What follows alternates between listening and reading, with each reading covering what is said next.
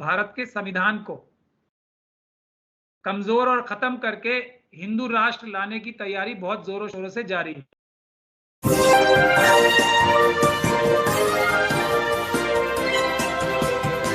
नमस्कार, आदाब। मैं खुशबू अख्तर। और कर्नाटक हाई कोर्ट का जिस तरह से वर्डिक्ट आया है वो कहीं ना कहीं सवाल खड़े करता है। इसी पर बात करने के लिए हमारे साथ मौजूद हैं सीनियर एडवोकेट पराचा साहब, जिनसे हम जानने की कोशिश करेंगे कि जिस तरह से इस वर्डिक्ट को आज पेश किया गया है उसे वो किस तरह से देखता है।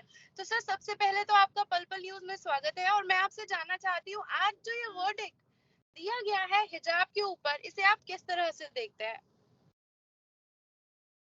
इसे मैं इसी तरह से देखता हूं कि ये एक जो नैरेटिव तैयार किया जा रहा है, जिसको 4 सुप्रीम कोर्ट के जजेस ने प्रेस कॉन्फ्रेंस के जरिए, सिटिंग जजेस ने बताया था कि सुप्रीम कोर्ट जैसे इदारे तक पे प्रेशर है और जनता को सामने आना चाहिए इस इदारे को बचाने के लिए। उसी तरीके से सभी इदारों को बचाने के लिए पीसफुल प्रोटेस्ट के जरिए जनता को सामने आना चाहिए, नहीं तो भारत के संविधान को कमजोर और खत्म करके हिंदू राष्ट्र लाने की तैयारी बहुत जोरों शोरों से जारी है।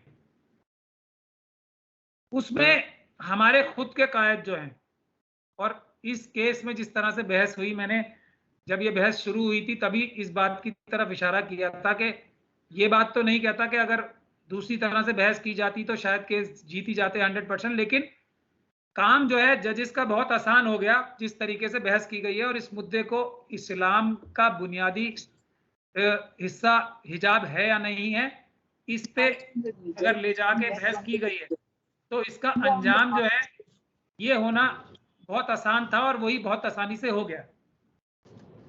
ये इशू है राइट टू चॉइस का। ये इशू है, अगर समझाने के नजरिए से बताऊं मैं, जब इंसाफ होता है या अदालतें होती है तो उसमें 2 पड़ले होते हैं तराजू के। इसमें अगर बहस इस तरह से की जाती है कि तराजू के एक पड़ले में तो है सरकार की डिक्लेयर्ड पॉलिसी के हर बच्चा तक बूढ़े लोगों को भी एजुकेशन पहुंचानी है, चाहे वो घर के अंदर पहुंचानी हो, डिस्टेंस एजुकेशन से पहुंचानी हो, बच्चों को मिड डे मील देकर पहुंचानी हो कि लोग बच्चे जो शायद वैसे स्कूल नहीं आते इस मिड डे मील खाने के चक्कर में या नरिशमेंट के चक्कर में गरीब लोग भी एजुकेशन पा सकें। तो इंसेंटिव दे रही है सरकार एक तरफ, तो ये डिक्लेयर्ड पॉलिसी है सरकार की कि हर एक को एजुकेट करना। दूसरे तरफ इसी पड़ले में है राइट टू एजुकेशन। हर एक इंसान का, चाहे वो किसी भी शक्ल में हो, चाहे उसकी कुछ भी इंडिविजुअल चॉइस हो, उसको एजुकेशन लेने का हक है।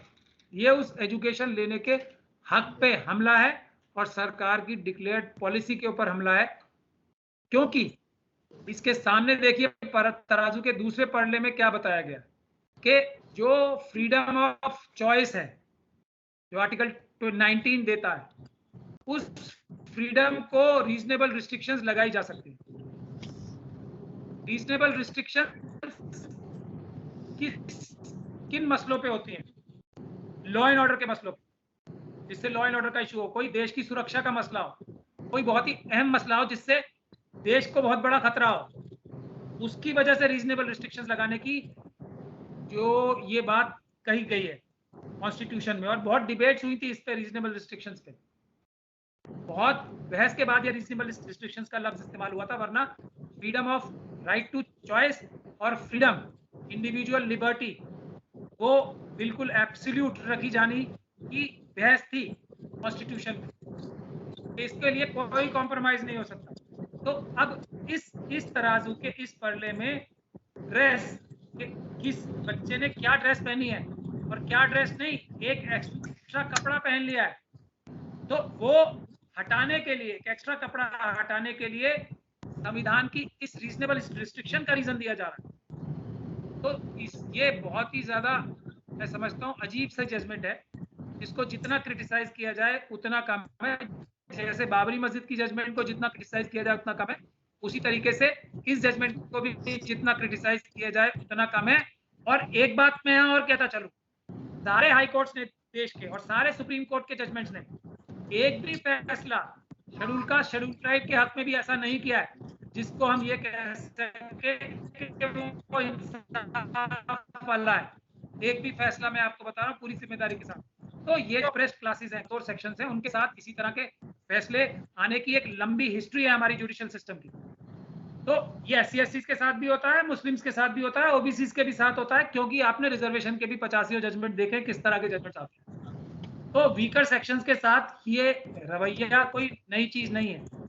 लेकिन मैं वापस चलता हूं कि हिजाब को क्यों हटाया गया, क्योंकि वो इतना बड़ा गुनाह होने वाला था, इतना बड़ा नुकसान हो जाता पूरे मुल्क का या कर्नाटक स्टेट का, कि अगर कोई लड़की हिजाब पहन के, दुपट्टा पहन के या पगड़ी पहन के, सिखों के ऊपर भी ये होने वाला है, पहन के अगर जाती है तो उससे रीजनेबल रिस्ट्रिक्शन लगाने का मौका आ गया, जिससे इंडिविजुअल लिबर्टी जो सबसे अहम है हमारे देश के संविधान के लिए, दुनिया की किसी भी डेमोक्रेसी के संविधान के लिए जो बुनियादी बात है, सबसे अहम बात है, वो इंडिविजुअल लिबर्टी, यानी कि व्यक्ति की आजादी, उस पर रिस्ट्रिक्शन लगाने की जरूरत पड़ गई, उससे इक्वेट करने की जरूरत पड़ गई। तो ये इस तरह का फैसला है। अगर इसको इस तरह से बहस की जाती तो मैं समझता हूँ जजिस को फैसला लिखने में थोड़ी ज्यादा मुश्किल आती, मगर उसको प्लेटर पे रख के दिया गया, तो मैं ये समझता हूँ कि साजिश के तहत ही इस तरह का डिफेंस भी लिया जाता है कि इस्लाम से जोड़ा जा रहा है इस चीज को। इसके आगे अगर चला जाए, बच्चों का साइज, एक यूनिफॉर्मिटी की बात हो रही है ना, कोई भी बच्चा एक जैसा नहीं होता, बालों का रंग, स्किन का रंग, साइज, आंखों का रंग, सब तो अलग अलग होते हैं सभी इंसानों के। तो यूनिफॉर्मिटी का क्या मतलब है? ड्रेस की यूनिफॉर्मिटी का क्या मतलब है? क्या सभी को स्कर्ट पहनने पे मजबूर किया जा सकता है? नहीं। यूनिफॉर्मिटी का मतलब है कि आपने कलर बता दिया तो शलवार कमीज पहने, पैंट कमीज पहने, निक्कर पहने, स्कर्ट पहने, ये ऑप्शन होनी चाहिए। हिजाब पहने या दुपट्टा भी पहनना चाहते हैं, या कोई पगड़ी पहन के आना चाहता है, या कोई बिंदी लगा के आना चाहता है, तो इससे यूनिफॉर्मिटी खराब नहीं होती। कोई चूड़ियां पहन के आना चाहती है लड़के, तो उससे यूनिफॉर्मिटी खराब नहीं होती है। उस पर इतना ज्यादा तो प्रेशर नहीं पड़ जाता कि उसको रीजनेबल रिस्ट्रिक्शन बना लिया जाए। तो ये है बुनियादी बात, ये इसको हमें इसी पर्सपेक्टिव में समझना चाहिए। और जब सर तक इसी के साथ एक चीज तो क्लियर, जी आप बोले सर।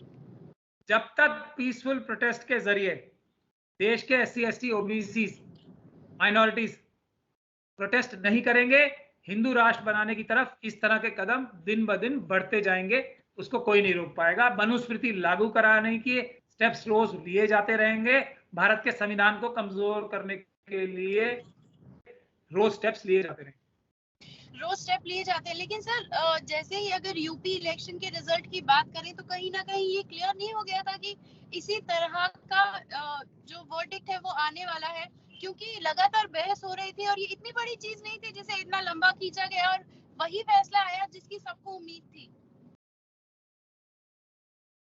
ये तो 4 सुप्रीम कोर्ट के जजेस का मैं एक बार फिर दोहरा सकता हूं, यही इस बारे में कहना मुनासिब है कि हमारी जुडिशरी और हमारे सभी संस्थान जो है प्रेशर में है, मनुवादियों के और RSS के और बीजेपी के सरकार के प्रेशर में है हमारे सभी इदारे, सभी इंस्टीट्यूशन।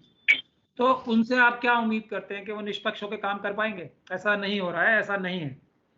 इसीलिए उन सभी इदारों को बचाने के लिए जनता को सामने आना चाहिए, पीसफुल प्रोटेस्ट शुरू हो जाने चाहिए बड़े लेवल पे। और जो लोग इसे इस्लाम का मुद्दा बना रहे हैं वो सब मेरे ख्याल से जानबूझ के या अपनी नासमझी में या बेवकूफ़ी में RSS और मनुवादियों का साथ दे रहे हैं। ज्यादातर समझदार लोग तो मेरे ख्याल से बेवकूफ़ नहीं होते, उनके कहीं ना कहीं तार जो है मनुवादियों से और RSS से जुड़े हुए हैं, उनके इशारे पर ही और उनके एजेंडे को ही वो फॉलो करके इसको फिर वही बात कर रहे हैं कि ये हमारी राइट टू फंडामेंटल चॉइस और जस्ट फ्रीडम बता रहे हैं। सर जैसे कि आपने कहा कि डिग्निटी और फ्रीडम ऑफ चॉइस का ये सीधा सीधा उल्लंघन है, जबकि संविधान हमें इस बात का हक देता है। लेकिन इसके बावजूद अब सुप्रीम कोर्ट की तरफ बढ़ गए हैं इस वर्डिक्ट के बाद तमाम लोग। लेकिन आपको क्या लगता है कि सुप्रीम कोर्ट में भी जस्टिस मिल पाएगा? क्योंकि बात फ्रीडम ऑफ चॉइस के साथ साथ सिर्फ इतना ही है कि हम स्कूल यूनिफॉर्म के साथ साथ बस एक सर लपेट के जाना चाहते हैं, क्योंकि जो वर्डिक्ट आया उसमें भी कहा है कि कुरान में अमान्य है हिजाब जैसी तमाम चीजों को, तो आप इसे किस तरह से देखते हैं? अब जब हमारी जुडिशरी का काम ही यही रह गया है कि किस रिलीजन में को किस तरीके से इंटरप्रेट करना है, तो इस बारे में मैं क्या कह सकता हूँ। ये काम तो धार्मिक गुरुओं के ऊपर नहीं छोड़ना चाहिए। इस बारे में मैं क्या कह सकता हूँ। इससे बहुत महत्वपूर्ण कार्य बाकी हैं अभी। हिजाब से ज्यादा जरूरी देश में आरक्षण खत्म हो रहा है, SC/ST एक्ट का रोज उल्लंघन हो रहा है, उसके लिए जुडिशरी को ध्यान देना चाहिए। हमारे देश के बॉर्डर पे चीन जो है ना, रोज हमारी जमीन हड़पने के चक्कर में पड़ा हुआ है, उस पे जुडिशरी को ध्यान देना चाहिए। अनएम्प्लॉयमेंट इतनी बढ़ गई है, करप्शन इतनी बढ़ गई है, उस पे जुडिशरी को ध्यान देना चाहिए। हिजाब का मसला इतना बड़ा मसला नहीं है, इसको तो क्रिएट किया जा रहा है, उसमें जुडिशरी भी इतना टाइम लगा रही है और उसमें इतने बड़े बड़े फैसले कर रही है। ये मुझे हैरान ही करने वाली बात है कि किस हद तक हमारे इदारे और हमारी जुडिशरी प्रेशर में है आज की सरकार की। इसके बारे में एक नहीं दर्जनों इंटरव्यूज हो चुके हैं, सभी इंटेलेक्चुअल्स ने बोल दिया ऑलमोस्ट, और कोलिजियम सिस्टम को चैलेंज किया जा रहा है। ये तक बोला जा रहा है कि जुडिशरी में भी जो अपर कास्ट के लोग हैं वो 90% से ज्यादा हैं, और उसी का अंजाम है जुडिशरी जो है इस तरीके से बिहेव कर रही है। जी सर, एक आखिरी सवाल कोर्ट में भी देखिए, सुप्रीम कोर्ट में भी जो अगर ये केस का फैसला आराम से ही करवाना है तो जाके बिल्कुल यही बहस करनी चाहिए कि इस्लाम का बुनियादी हिस्सा हिजाब है या नहीं, तो जजिस को भी बहुत आसानी हो जाएगी केस डिसमिस करने में। बिल्कुल भी इसको एजुकेशन का मुद्दा नहीं बनाना चाहिए, बिल्कुल भी इस बात का मुद्दा नहीं बनाना चाहिए कि किसी भी औरत या किसी भी मर्द को मजबूर नहीं किया जा सकता कि वो किस तरह के कपड़े पहने, तो जजिस का काम मुश्किल बनाएंगे ना। तो बिल्कुल इसकी बहस वही होनी चाहिए कि बुनियादी है इस्लाम और बाकी लोगों की जंग के तौर पे इसको सुप्रीम कोर्ट में लड़ा जाना चाहिए। उसका अंजाम वही होगा जो कर्नाटक हाई कोर्ट में हुआ, बल्कि जजिस को बहुत आसानी रहेगी सुप्रीम कोर्ट में भी इसको इस तरह से फैसला। क्या किसी लड़की को स्कर्ट पहनने पे मजबूर किया जा सकता है? नहीं सर, नहीं किया जा सकता। जो हिजाब पहनती हैं लड़कियां, उनके लिए ये एक इंडिविजुअल चॉइस ही नहीं, एक उनका एक अपने आप को प्रोटेक्ट करने का भी एक तरह का जरिया होता है। जैसे बहुत सारी लड़कियों को शलवार कमीज ही पसंद है, क्यों है? क्योंकि वो उनकी सेंसिटिविटी इस तरह की होती है, सेंसिटिविटी उस तरह की होती है। बहुत सारी लड़कियों को चॉइस होती है कि, और मुस्लिम कम्युनिटी में तो ज्यादातर चॉइस होती है। बहुत सारी लड़कियां पहनती हैं हिजाब, बहुत सारी लड़कियां नहीं पहनती। उसी तरीके से लड़कियों को चॉइस होती है शलवार कमीज पहनने की भी और स्कर्ट पहनने की भी। बहुत सारी लड़कियां स्कर्ट पहनना पसंद करती हैं, बहुत सारी लड़कियां शलवार कमीज पहनना पसंद करती हैं। तो ये औरतों के हकूक पे, इंडिविजुअल हकूक पे बहुत बड़ा हमला है कि क्या पहनोगे ये अब हम डिसाइड करेंगे। कल को कोई सरकार ऐसी भी आ सकती है, जो कर्नाटक में पहले सरकारें थी टीपू सुल्तान से पहले, आ सकती है ना टेक्निकली, जो ये कानून बना देगी कि जो कमर से ऊपर है, जो महिलाएं होंगी, जो जिन्हें सो कॉल्ड अपर कास्ट के लोग लोअर कास्ट के बोलते हैं, वो बगैर कपड़ों के घूमेंगी। ये भी तो कानून थे हमारे देश में। कल को जो रीजनेबल रिस्ट्रिक्शंस का हवाला देके जजेस ये भी ऑर्डर पास करेंगे। तो ये तो सरकार ने ऑर्डर कर दिया, तो रीजनेबल रिस्ट्रिक्शन है ये इंडिविजुअल चॉइस पे कि लड़कियां जो है, उस जमाने में कौन सी लड़की ऐसी महिला होगी जो बगैर कपड़ों के घूमना चाहेगी? सुल्तान जो बादशाह थे उनके टाइम में उन्होंने फरमान जारी करके बैन किया था ना वो, लेकिन कानून था, मजबूरी थी। तो ये कल तो कर्नाटक की सरकार वो कानून भी पास कर सकती है, और जो हाई कोर्ट की जजमेंट तब भी ऐसी आ सकती है कि नहीं ये रीजनेबल रिस्ट्रिक्शंस है स्कूलों के लिए। ये उसी तरह का तो जजमेंट है, और ये उसी तरह की तो रिस्ट्रिक्शन है। औरतों के सर से कपड़े जो कपड़ा पहनना चाहती है वही तो उतरवाया जा रहा है।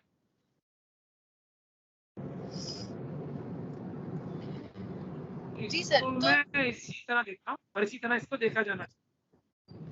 जी बिल्कुल सर, बिल्कुल सर। इससे इससे ये तो क्लियर हो गया सर कि अब राइट टू चॉइस बोल के जो संविधान ने हमें हक दिए थे वो एक एक करके छीने जा रहे हैं। फिर चाहे वो हिजाब का मुद्दा बनाकर उसे पेश किया जा रहा हो या बाबरी मस्जिद के फैसले को लेकर तमाम चीजें रखी गई हो, लेकिन अहम बात तो सर यही है ना कि तमाम वो बुनियादी हक, चाहे वो आरक्षण से लेकर वो पढ़ने का हक हो, कपड़े पहनने का हक हो, बात करने का हक हो, शादी करने का हक हो, वो अपने हिसाब से बदले जा रहे हैं। और 2014 के बाद इस पर तेजी आई है, रुकने का नाम नहीं ले रहा।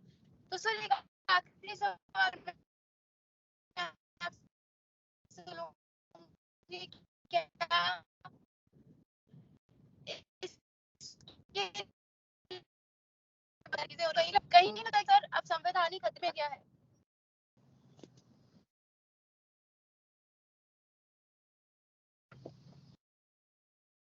देखिए इसमें जो एससी ओबीसी लीडर जो बुनियादी वजह, मैं पॉलिटिकल पार्टीज की तो बात नहीं कर रहा हूँ क्योंकि पॉलिटिकल पार्टीज की तो अपनी एक लिमिटेड सोच होती है और लिमिटेड दायरे होते हैं उनके, लेकिन जो सोशल लीडरशिप भी है एससी एसटी ओबीसी और माइनॉरिटीज की,